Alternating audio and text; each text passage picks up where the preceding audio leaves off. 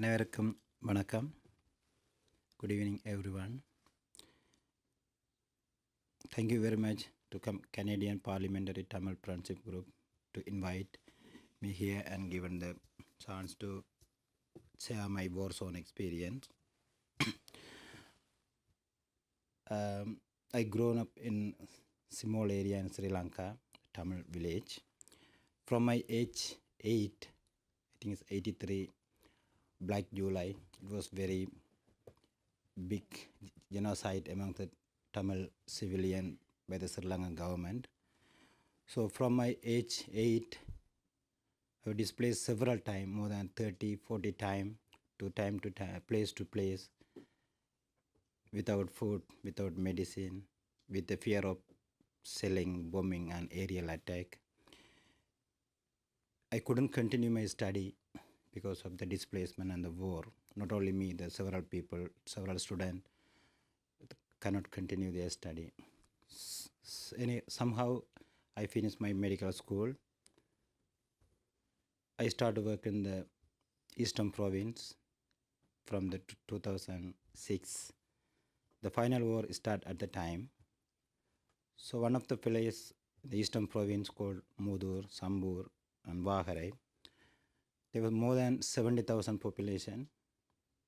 This LTT control area, Tamil Tigers area, the government did not sending medicine or doctors over there. So people are dying without doctors, without proper treatment. So I went to that area to start my work, even without thinking of my life. Every minute, every time, people are dying because of the government selling and bombing. The hospital also bombing, the target by the government forces. I need to work 24 hours, 7 days, the more than 250 outpatient. Every day, more than 10 casualties, deliveries and serious medical condition. But government always denies to selling or bombing the civilian places. They always telling they bomb the Tamil Tigers, but normally happen they kill the Tamils, the bombing Tamil school, temples and the hospital. So even I try to transfer the serious condition, seriously injured people to the government control area to further treatment. The government always block the road. I cannot send the patient out from my hospital. I cannot get medicine inside to the government hospital, our hospital. Government always block the road. So people are dying from the selling, without medicine, without transfer to the tertiary care. The final period of the war, 2009, January, the government did massive genocide by the three way.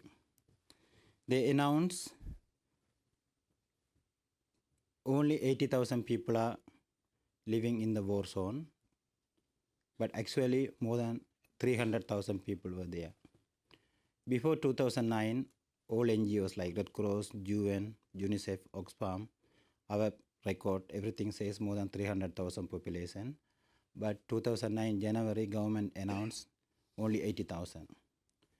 The Sri Lankan government planned to kill more than 200,000 civilians, Tamils. At the time, I don't know why, the world was silent. The human rights organization, Red Cross, UN, all of them were silent. So Sri Lankan government, the Sri Lankan forces took advantage of that. They started to kill civilians. The world watched that with the horrible silence. So only people able to talk to media, me and other doctors. When we are talking to the media, explain the civilian population, government threat to us, don't talk to the media. If you keep talking, we will arrest you and kill you. So we can die anytime because we are working in the war zone. People, civilians, children, women, pregnant, everyone dying in the war zone by selling. We can die anytime. So we never worried our life. We try to save our people. Second, they remove all foreigners from the war zone, all medias, all NGO, just before we start the war. So there are no evidence when they are killing the civilians. They call war without witness. Still we have witness. Anyhow, they call war without witness. They remove all medias, all NGOs, all foreign support organizations. They start to kill. Then finally they announced without thinking, without discussing anyone, the no-fire zone. The no-fire zone means there are a small village, no proper water supply, no good road, no hospitals, no any adequate facilities. They asked come to the all civilian to the small villages. So people went because they announced a no-fire zone. People are scared to stay outside from the no-fire zone because government said it's no-fire zone, other place not safety. So people went over there, they concentrated, more than 300,000 people concentrated in small area. Soon after that, Sri Lankan government started to use heavy weapon like artillery, multi-barrel, and banded weapon like cluster bomb, phosphorus bomb to kill the civilians. Even single cell, more than 10 people dying always in one cell. So daily, more than 100 people were killed, more than 100 casualties come to the hospital, but it's difficult to come to the hospital because roads always block. We cannot walk here and there, they're selling, and the concentrated population. And the government announced 80,000 people to reduce medical supply and food supply and infrastructure facilities.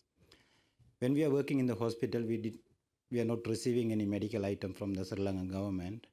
They deny blood bags, anesthesia, and main surgical item. In this 20th century, 21st century, we use shirt, saram, sari, bedsheet instead of cotton and gauze to do the surgery. We did auto blood transfusion, take the patient own blood and transfuse the patient. And we did surgeries with minimum amount of anesthesia. When we are doing surgery, patient still moving and realize the pain.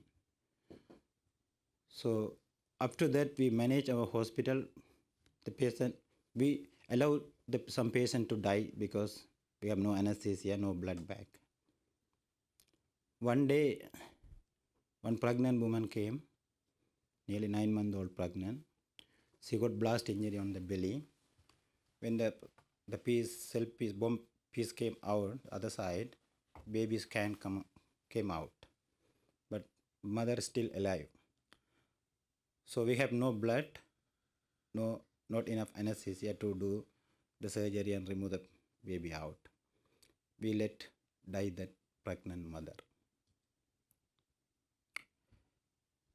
So husband hold that the pregnant lady in the lap, always asking us to do surgery immediately. But at that time, we cannot do. So always watch when we are going here and there to check the other patient, always be waiting at what time she is going to die. So this is a horrible situation the Sri Lankan government made for us. So now if I'm thinking now, it is my wife, it's my mother, it's my child, how we will suffer for that. I saw several nightmares about that, several days. So there's not only one story, there are several stories like that. Then final day, normally there are no food for the people, the children are starving, there is no food for them. Some Tamil organizations arranged to some liquid rice, we call kanchi. So people are waiting on the long queue, more than 1,000 people waiting with a long queue. The army, Sri Lankan army is around 800 meters away from this line. They can visualize, they can see the people are waiting, the older elderly people, children, women waiting for the getting some rice water. So at that day, they use heavy weapon, artillery. They fire this line, the queue. Lot of people were killed. I saw their belly will open, the already stomach empty. So I have seen that empty stomach again and again because of the selling. They kill a lot of people over there. So they know there's children, innocent people, elderly people. But normal human being, we are not killing anyone, the innocent people, children, ladies, and elderly people. We always respect when they are going here and there, even the bus or everywhere. But Sri Lankan government, even they realize it's innocent or children, elderly, they kill them, they kill us. They plan massive genocide against Tamil. Not only this way, they cut education and destroy our property.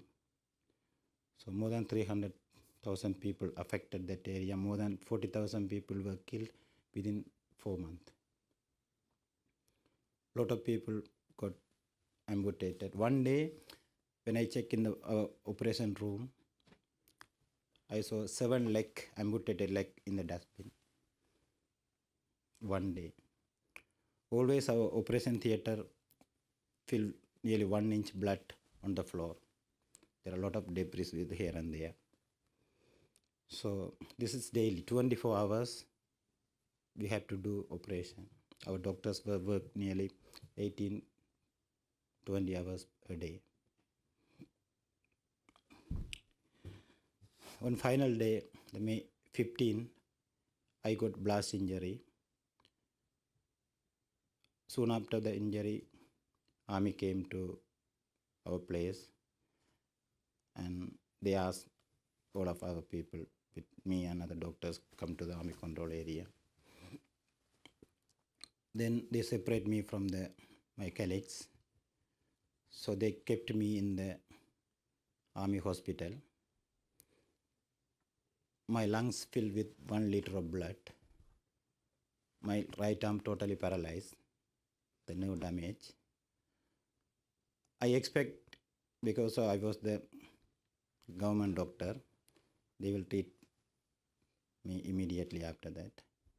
They sent me with the army vehicle and they kept me unknown destination, the secret camp, without treating me. Following day, they took me in the bus, they blinded my eyes, they took me to some place to kill me. Fortunately, the international pressure to the Sri Lankan government, I'm still alive. After 8 days, they kept me in the 8 days without proper treatment. My wound got septic. I'm almost about to die by the septic shock. I'm telling because even I'm the government doctor, I work for the government, they treat like that, me. So how they are treat for the innocent Tamils and surrendered LTT cadres.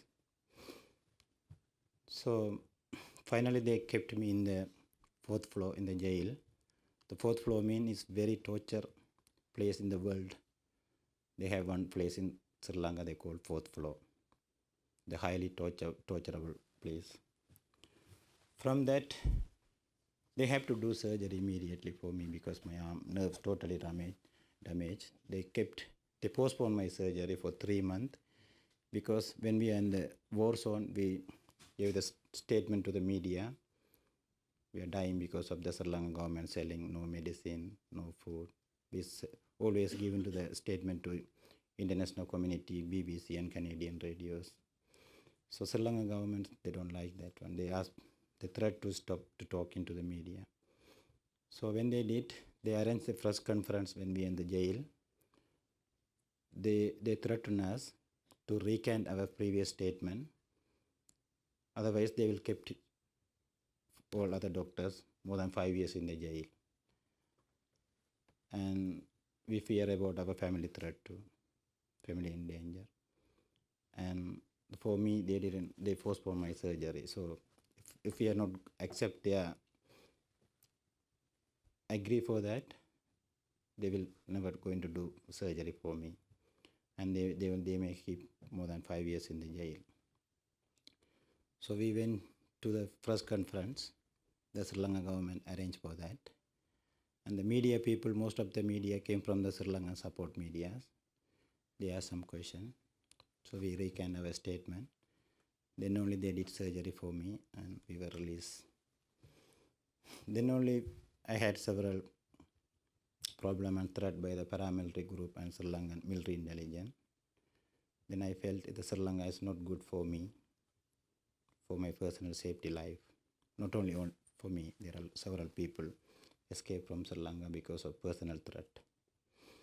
So I contact the US government. They helped me. Now I'm living in US.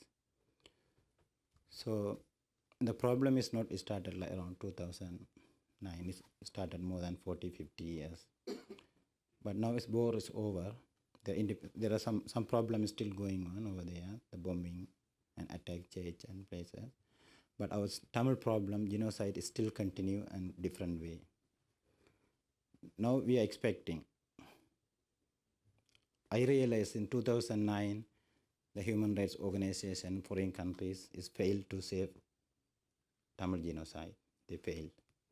Now we are expecting the Canadian government and international community do the international investigation regarding the genocide and war crime. And I'm request the all countries to present to Sri Lankan government to give the good political solution to the Tamils. Thank you.